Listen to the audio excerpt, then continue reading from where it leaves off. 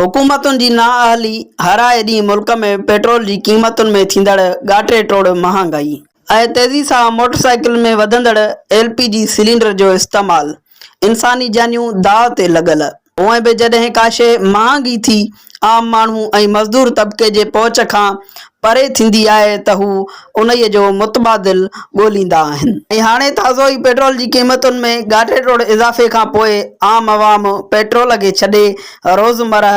इस्तेमाल वारी गाॾी मोटरसाइकिल में पिणु LPG किट ऐं सिलेंडर जो इस्तेमालु शुरू करे छॾियो आहे, जेको मोटरसाइकिल में हिकु बम फिट कराइण जे बराबरि आहे। नंढनि तोड़े वॾनि शहरनि में आहिस्ते आहिस्ते LPG सिलेंडर वारियूं मोटरसाइकिलूं रोडनि रस्तनि ते आम ॾिसण में अचनि थियूं, जेकी ज़ाहिरी तौर ते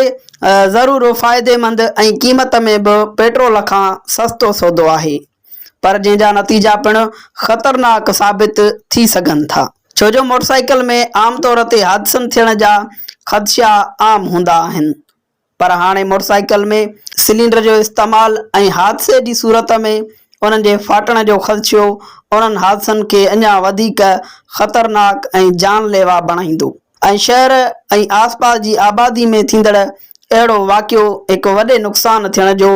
सबबु बणिजी सघे थो। ताज़ो ई सोशल मीडिया जे ख़बरुनि मूजिबि हिन वक़्त ताईं सिंध जे मुख़्तलिफ़ शहरनि में हादसे दौरान सिलेंडर फाटण सबबु 3 ॼणा पंहिंजूं हयातियूं विञाए वेठा आहिनि। हाणे उन्हीअ खे अवाम जी मजबूरी चइजे जो हू हुकूमती नाअहली सबबु अहिड़ा ख़तरनाक उपाउ वठण ते मजबूर थी पंहिंजे जानिन खे ख़तरे में विझण लाइ पिणु तयारु थी विया आहिनि, या उन्हीअ खे हुकूमत जी बेहसी चइजे जो हू अवाम खे पेट्रोल महांगो करे संगीन ख़तरनि तरफ़ धिके रहिया आहिनि।